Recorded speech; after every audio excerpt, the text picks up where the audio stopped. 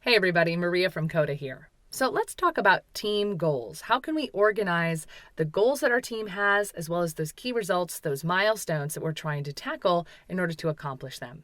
Usually these get spread across a bunch of different spreadsheets or tools. It can be a little bit hairy to sort through. So we've tried to make a really easy example here in Coda that you and your team can start working with right away. And let's take a look at how this is all put together.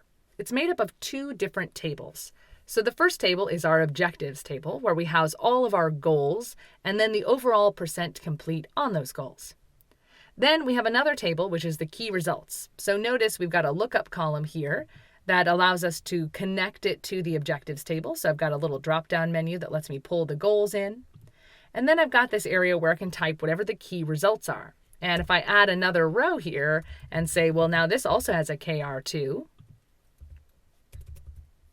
then what we can do is see up here at the top, we now see that this is being pulled into goal 1 as well.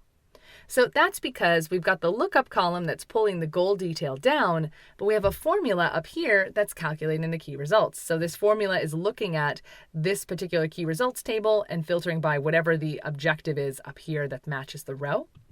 And our percent complete is calculating the total completion of the two different key results that come together. So it's a really nice formula. It's allowing me to see in aggregate how we're doing. So for example, if I were to say, well, key result number 2 is now 10% complete, look up at the top, we now see that this is updated as well. And maybe we've made a bunch of progress. We're now 50% complete. I can see that we're doing a much better here. So it's a great way to see that overarching progress amid that more detailed view down here at the bottom.